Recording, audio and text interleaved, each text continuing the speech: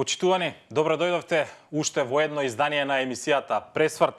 Јас сум Дејан Србиновски и јас ќе бидам вашиот водител во најновото издание на емисијата Пресврт. Емисија која што се бави со анализа, дебата на светските глобални случувања, но и општествено-политичките состојби во регионот, Македонија, па и во домашното општество. Денеска ќе имаме интересен гостин кој што одлично е познава состојбата во Србија, со кого ќе продискутираме во наредните 20-30 минути за она што можеби е најактуелно во регионот, а се однесува на неодамнешните протести во Србија, на студентите, меѓутоа и на власта на председателот Александар Вучич во Белград. Дали новата српска влада ќе ги исполни очекувањата да излече државата од општествено-политичката криза во која е западната земјата веќе 5 месеци? Дали оваа нова влада на мандатарот докторот Ѓуро Мацут или како што некој опишува влада во континуитет? Во која фаза е општествено-политичката криза во соседна Србија, но и каква е медиумската слобода во соседството и какви се односите најнакрај меѓу Македонија и Србија? Денеска во најновото издание на емисијата Пресврт говориме со мојот колега од Белград, новинар и надворешно политички коментатор Филип Калмаревич во емисијата Пресврт. Велам добро утро, добар ден и добро вечер. Калмаревич, дали се слушаме и дали се гледаме најпрво? Да, хвала пуно на позивот. Поздрав. Се надевам дека ќе ме разберете на македонски, јас ќе зборам на македонски, а вие ќе одговарате на српски. Ја слушнавте најавата за вашето гостување во емисијата Пресврт, па ајде можеме да започнеме од она прво прашање кое што беше актуелно и е се уште актуелно во соседна Србија, се односила на неодамнешните одржани протести викендов во Белград, но и во Нови Пазар. Ги видовме и двата протести во политичко поделената и општествено поделената Србија. Ги видовме барањата на студентите од Нови Пазар, но и ги видовме петте услови или пак барања на председателот Александар Вучич и неговата владеачка партија СНС од Белград. Може ли на почеток да ни ги објасните, односно да ги проанализираме кои беа пораките и од двата собери, и оној од Белград, меѓутоа и оној од Нови Пазар? За викенд смо имали два велика скупа у Србiji, jedan prorežimski, odnosno vladin, a drugi opozicioni, odnosno studentski.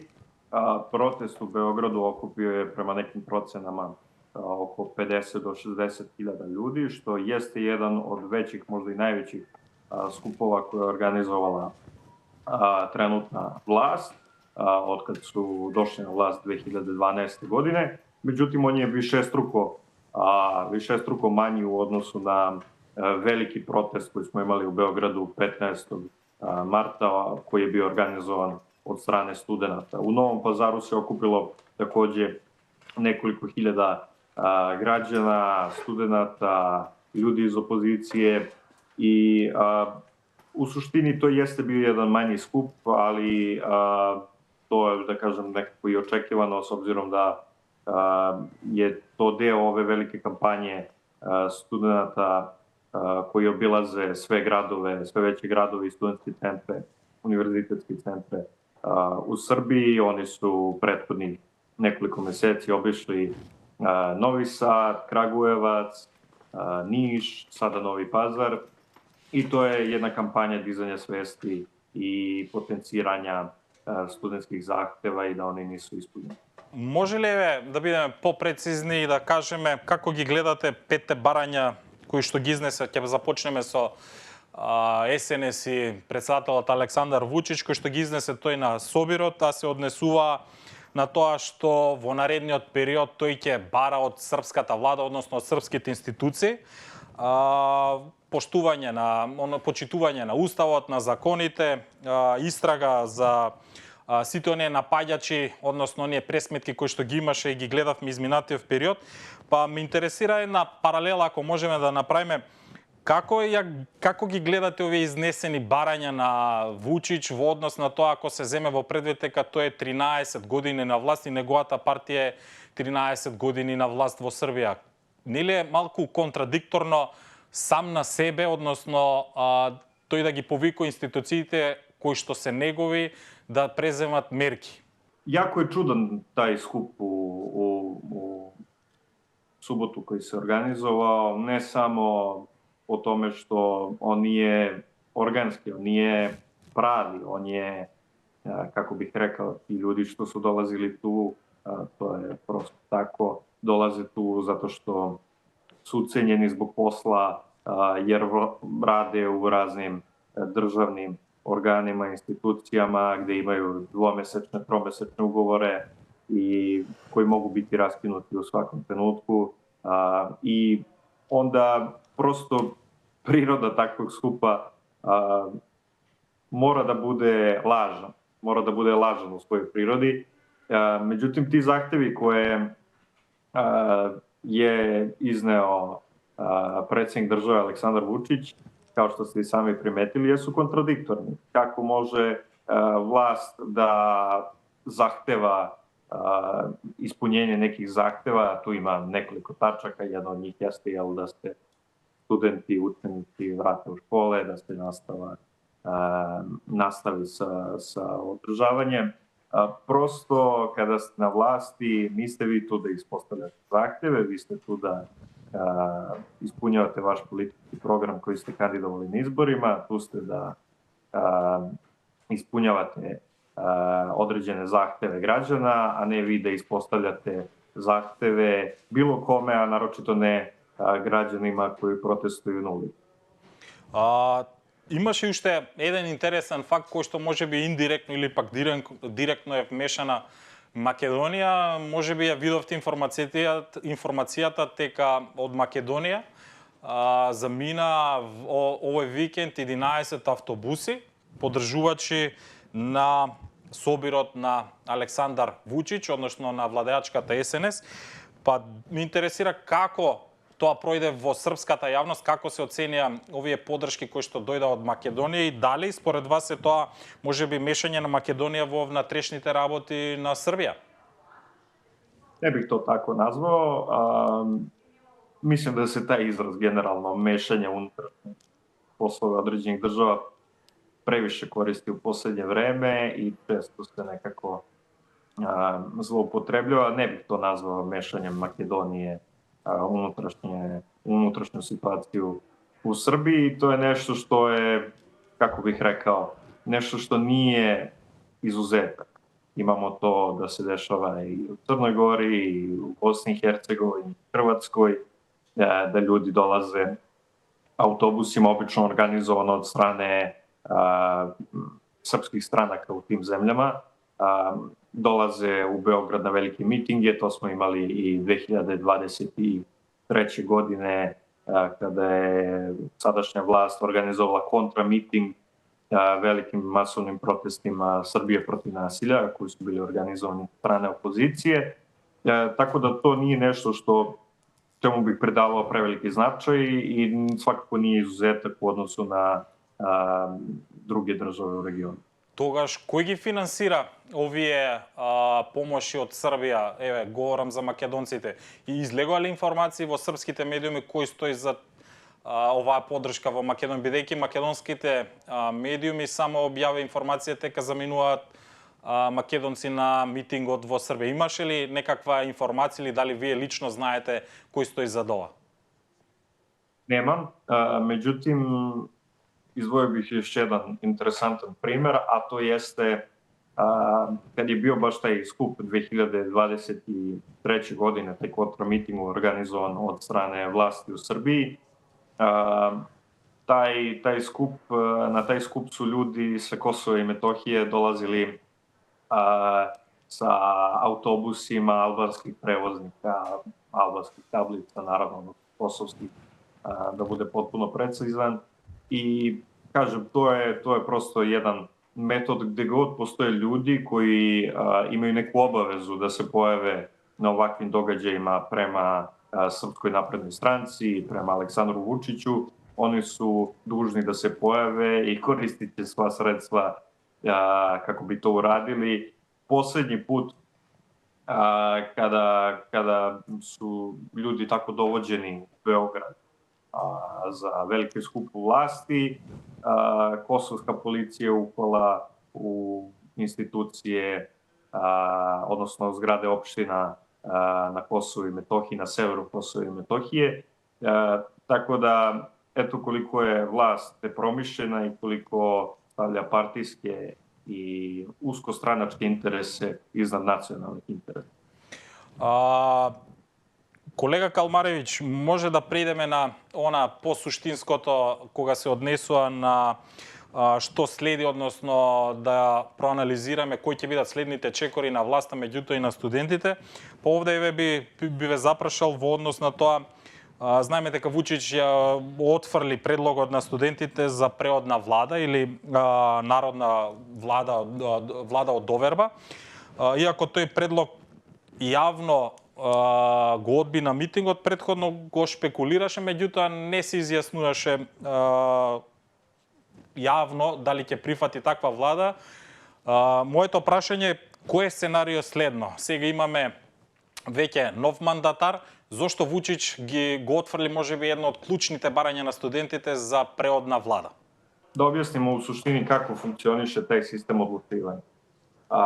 Имамо 4 велика универзитетска центра у Србiji. To su u gradovima kao što su Novi Sad, Beograd, Kragujevac. Neki od tih univerziteta, odnosno studenti sa tih univerziteta, oglasili su se da bi podržali ekspertsku vladu, koja ne bi bila politička, u smislu ne bi u njoj sedeli ljudi iz političkih strana. Međutim, to nije zajednički zahtev svih studenta. Taj zahtev o prelaznoj političkoj vladi, odnosno narodnog poverenja, kako ste vi to rekli, dolazi od strane parlamentarne opozicije. Tako da trenutno ono što imamo u Srbiji jeste, da kažemo, neka dva koloseka borbe protiv vlasti. Prvi predstavljaju studenti, dok drugi predstavlja opozicija. Opozicija radi sve kako bi pridobila poverenje studenta u to da je zahtev o prelaznoj poluekspertskoj, polupolitičkoj vladi rešenje, dok studenti odnedavno potpuno negiraju, većina studenta potpuno negira opciju da bilo koji ljudi koji su članovi ili vladajućih ili opozicionih stranaka sede u toj vladi. Tako da studenti ne pokušavaju, bar za sada, da naprave zajednički front sa opozicijom, iako opozicija to negde priželjkuje i nada se da bi to bilo moguće. Aleksandar Vučić od samog početka odbija zahteve opozicije za uspostavljanje prelazne vlade narodnog poverenja. Zašto? Koja bi bila u stvari, oni su nedavno na konferenciji za medije, većina parlamentarne opozicije, predstavili format kako bi to izgledalo. Znači, jedan deo ministara bi bio iz redova vlasti, jedan deo iz redova opozicije, jedan deo bi bili eksperti. Međutim, ključno je da bi sva bitna ministarstva koje se odnose na organizaciju izbora pripali opoziciji, i to opozicija misli da je izuzetno važno kako bi obezbedili konačno fair i poštene izbore u Srbiji, koje objektivno nemamo već duže od jedne decenije. Tako da Aleksandar Vučić je u startu odbio taj predlog zato što ga karakteriše kao pokušaj opozicije da dođe na vlast bez izbora. Возможно ли nemaju taj ujedinjeni front u stvari sa opozicijom u zahtevanju prelazne vlade narodnog poverenja. Така. Веќе до крајот на неделава треба да се одржи првата седница, односно да новиот мандатар да конституира новата влада. Познати се и некои од имињата кои ќе учествуваат во новата српска влада. Па ме интересира Како го оценувате првен ликот, политичкиот дел на мандатарот Ѓуро Мацут и што очекувате тој да изнесе во експозето кој треба да се објави? Кои ќе бидат првите предизвици на новата српска влада? Upravo dok mi radimo ovaj intervju, u toku je sednica Narodne skupštine na kojoj novi mandatar za sastav vlade Ѓуро Мацут drži svoj ekspoze, gde objašnjava svoj program koji pod znacima navoda nove vlade. I u suštini postavljanje Ѓуро Macuta za novog mandatara predstavlja jedan pokušaj da se to predstavi kao ekspertska vlada, jer će u toj vladi sedeti određeni broj ljudi koji do sada barem nisu bili politički eksponirani i politički angažovani u strankama, u Srpskoj naprednoj stranci i tako dalje, već dolaze sa različitih fakulteta. Međutim, to je sve maska, zato što u suštini broj ministarstava ostaje isti, to je 30. To je apsolutno preveliko za jednu državu kao što je Srbija i to između ostalog omogućava korupciju u ogromnim razmerama. Većina od tih 30 ministara je bila i u prethodnoj vladi. Otprilike nekih 2/3 ministara su isti oni koji su sedeli i u prethodnoj vladi, dok je 1/3, da kažemo, tih novih koji dolaze sa različitih fakulteta. Međutim, to su ljudi uglavnom koji su bili vokalni u svojoj podršci Srpskoj naprednoj stranci i Aleksandru Vučiću u prethodnom periodu, neki čak i u prethodnih nekoliko godina. Tako da to se ne može nazvati ni ekspertskom vladom, to se ne može nazvati ni vladom u suštini, zato što ako ozbiljno pitate većinu tih ministara koji sede u toj ili prethodnoj ili bilo kojoj od prethodnih vlada, oni će vam reći da je vlada fikcija. To znam iz pouzdanih izvora. Vlada u suštini ne postoji. Jedini premijer, jedini predsednik države, jedini predsednik Ustavnog suda, jedini gradonačelnik je Aleksandar Vučić. I on odlučuje o svemu. I to je prosto činjenica, tako da ovo predstavlja vladu kontinuiteta.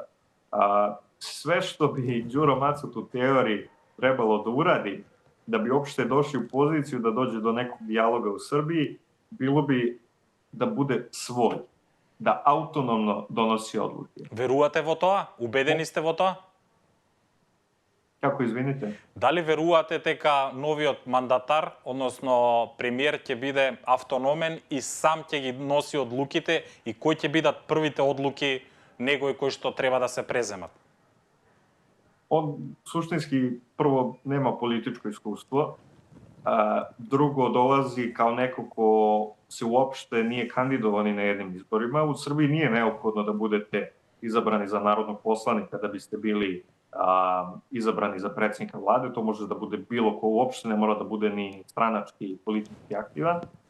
Međutim, to je problem našeg izbornog sistema zato što dozvoljava da ljudi koje ne možete da držite odgovoran, zato što se ne kandiduju na izborima, zato što na taj način ne dobijaju podršku građana, dođu u poziciju da vrše vlast u Srbiji. On kao novi mandatar, pogotovo bez političkog iskustva i kao neko ko je tu postavljen da u suštini figurira kao premijer, ne može da donese bilo kakve odluke koje bi se kosile sa željama i ciljevima predsjednika države. Još jednu stvar koju bih rekao jeste da neodoljivo lik uloga najviše Ѓуро Macuta u novoj vladi neodoljivo podsjeća na ulogu bivšeg gradonačelnika Beograda, Radojčića, koji je isto tako doktor ugledne biografije, koji je kandidovan za gradonačelnika, međutim suštinski bez bilo kakvog političkog iskustva. I on je obavljao tu funkciju gradonačelnika 4 godine. Sada da pitate 90% Beograđana, ja vam tvrdim, ne zna ko je taj čovjek uopšte. Zato što je pravi gradonačelnik Beograda u to vreme bio u stvari njegov zamenik, Goran Vesić. Tako da ovo neodoljivo podsjeća na to. Imamo novog premijera koji sasvim slučajno, umjesto da bira recimo svoje kolege sa univerziteta, postavlja 2/3 ljudi koji su bili u prethodnoj vladi, sigurno na svoju ruku, naravno da ne. Tako da on je neko ko će slepo poštovati želje i ciljeve Aleksandra Vučića i figuriraći kao premijer, zato što to možda može da donese neke političke poene i neke nove glasove Srpske napredne stranke. Интересно согледување, морам да признам, во однос на новата српска влада. Колега Калмаревиќ, со оглед на тоа дека напоменате дека српската опозиција е во завидна ситуација, тоа го гледаме колку е таа слаба, разединета изминативе 10 години во однос на резултатите на изборите. Па овде се поставува прашањето, се наметно, кој е вистинскиот начин студентите да се организираат, во каква форма политички да учествуваат на евентуални избори во Србија, доколку мислите дека ќе се случат, и дали воопшто Србија има политичка опозицијна алтернатива во моментов? Опозиција заиста се показала у протекли породецену и по као неспособна да sačuva vlast tamo gde je na vlasti, da pobedi na nekim izborima, da profiliše jedan program koji bi bio sušta alternativa programu koji kandiduje Srpska napredna stranka. Vrlo je podeljena, neorganizovana i to je ono što je njen najveći problem. Naravno, ima tu i objektivnih faktora kao što je medijska cenzura na nacionalnim frekvencijama koje gleda najveći broj ljudi, ima tu i stvari kao što su manipulacije na izbornim mestima, u svakom izbornom ciklusu, kad god opozicija nema kontrolore na nekom biračkom mestu, tu se dešavaju sumnjive radnje.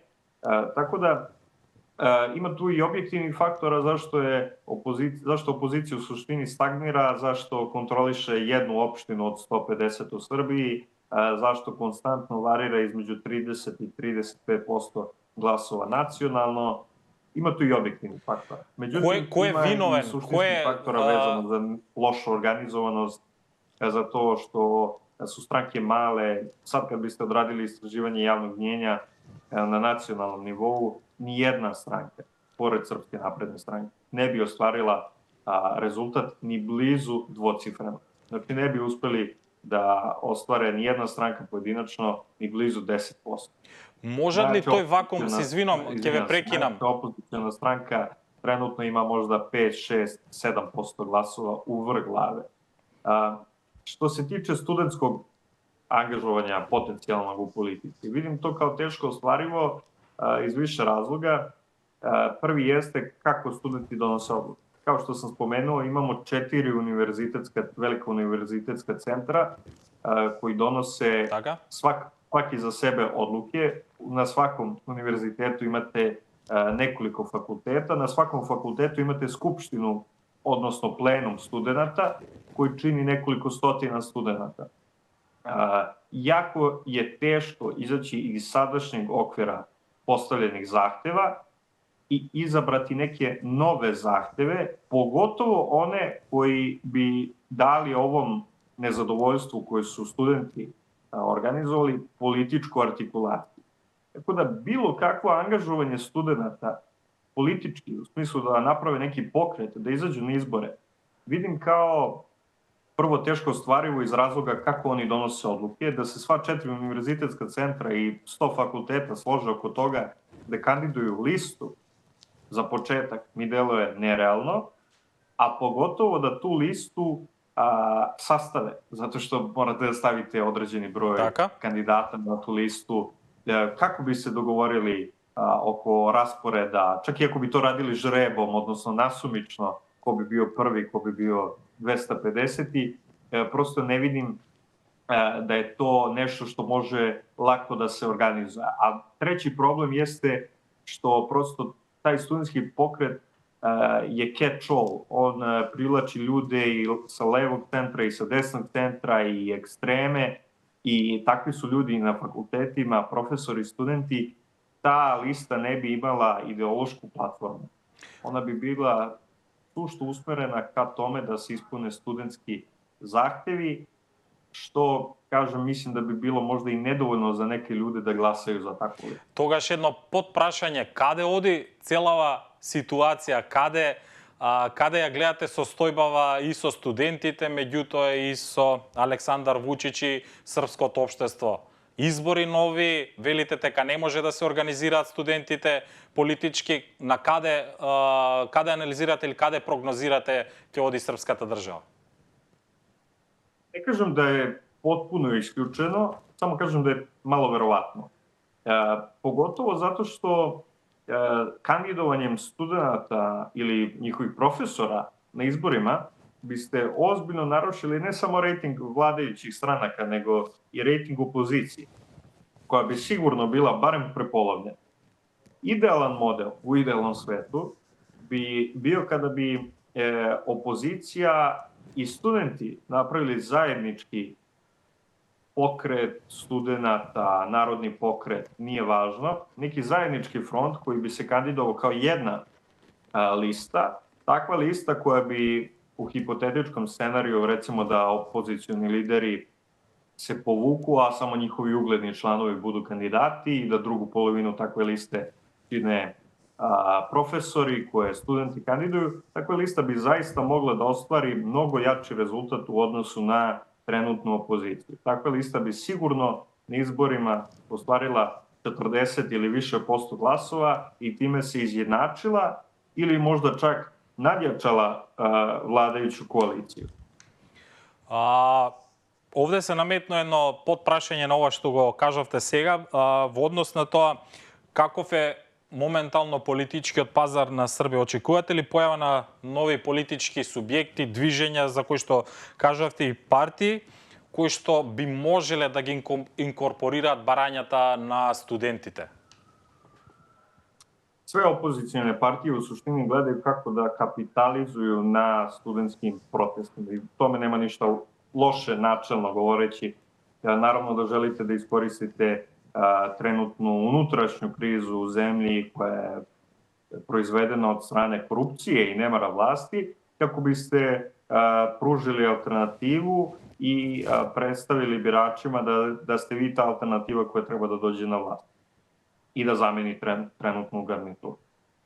Međutim, vlada veliko nepoverenje u opoziciju, u opozicione stranke, čak i u neke koje trenutno nisu parlamentarne, kao što je pokret, recimo, Kreni promeni Save Manojlovića. Oni su se kandidovali svega u nekoliko gradova na lokalnim izborima prošle godine i oni nisu parlamentarni trenutno i svakako gledaju najviše što mogu da se približe studentima i da ih, makar to možda bilo i neiskreno na neki način, podržavaju 100% u svim akcijama i svim zahtevima. Imate s druge strane i neke stranke koje pokušavaju malo da naprave distancu i da kažu svaka čast studentima, ali mislim da taj put ne vodi nigde i da svi treba da se okupimo oko ove druge ideje, a to jeste ta prelazna vlada narodnog poverenja koja bi bila polupolitička, poluekspertna. Tako da li očekujem neke nove pokrete koji bi se kandidovali da ispune studentske zahteve koji se odnose na tragediju u Novom Sadu koja se desila? Ne. Jedino ako bi takav pokret bio organizovan od strane samih studenta. Međutim, kao što sam objasnio, tako nešto je barem u ovom trenutku malo verovatno.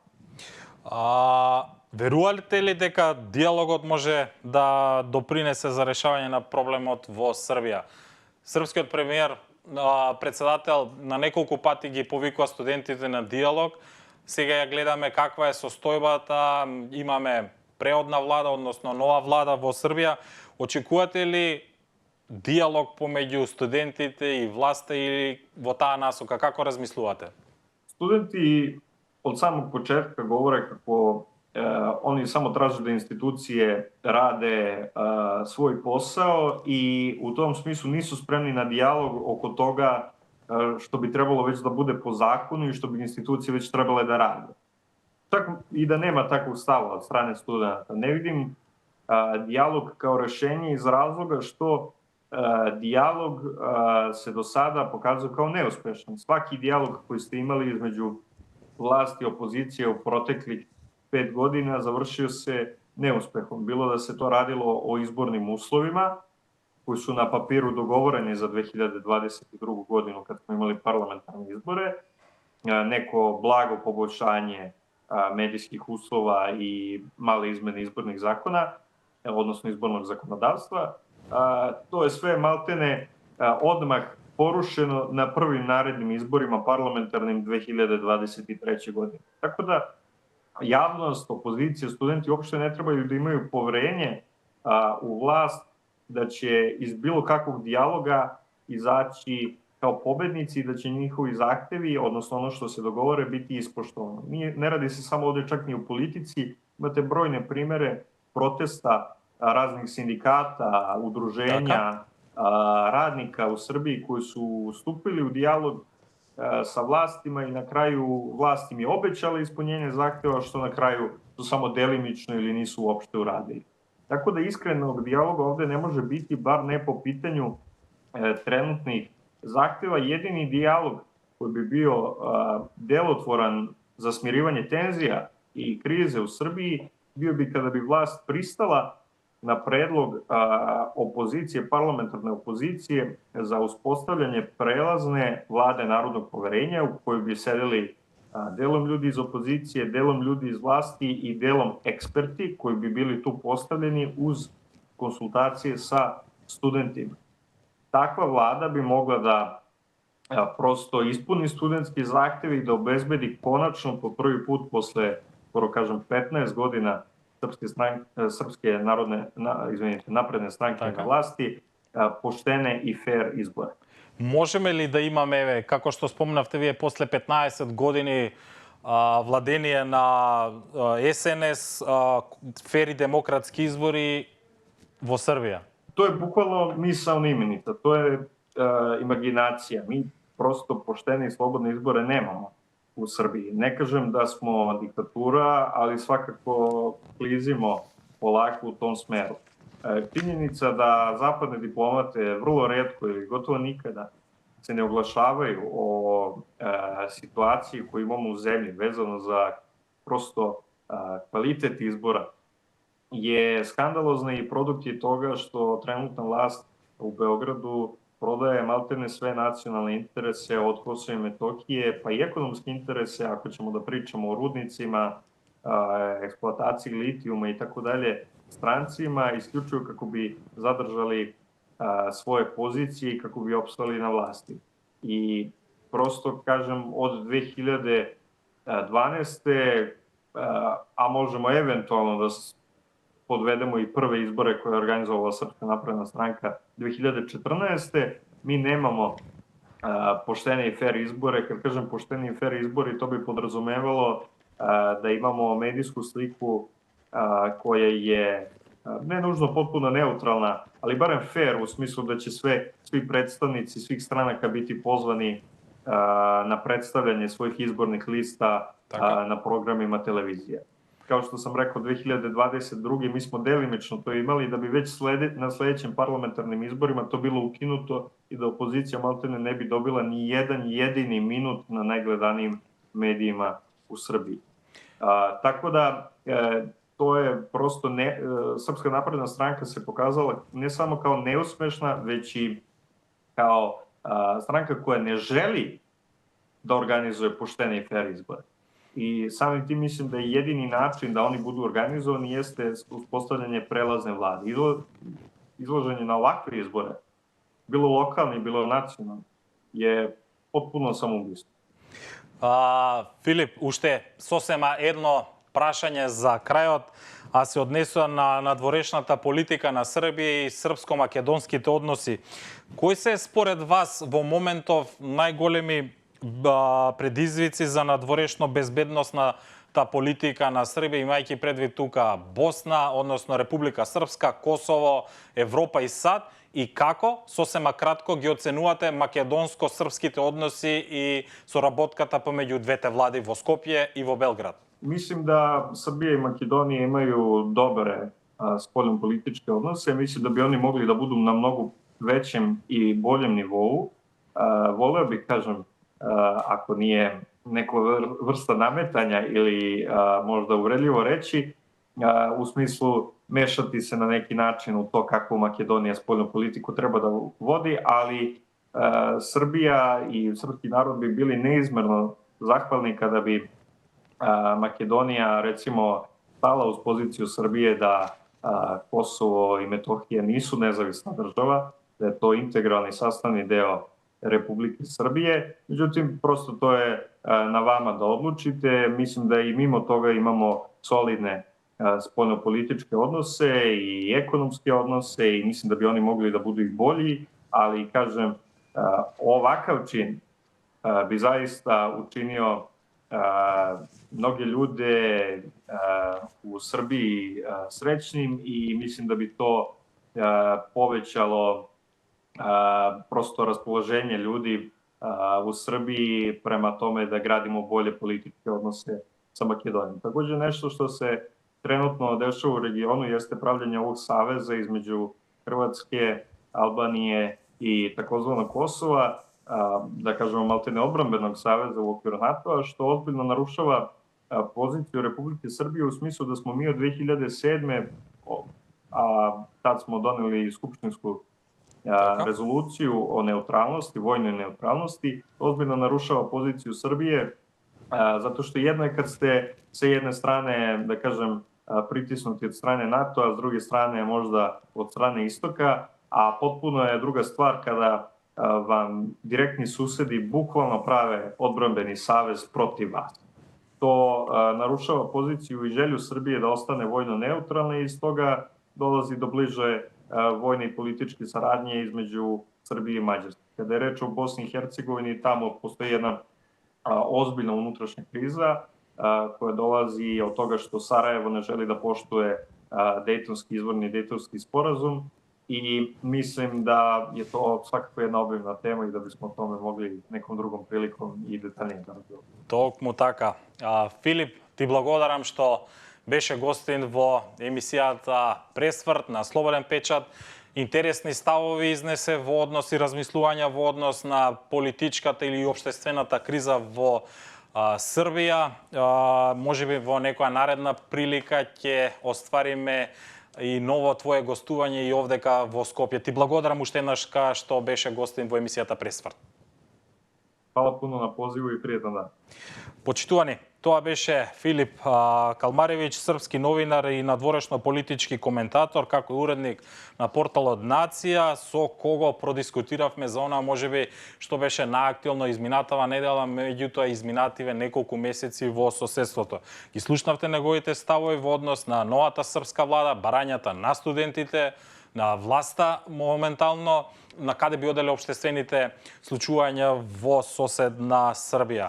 На вам ви благодарам за вниманието и ви препорачувам да го заследите YouTube каналот на Слободен печат и да ја гледате емисијата Пресврт, но и да го читате порталот Слободен печат. Ви благодарам за вниманието и пријатно.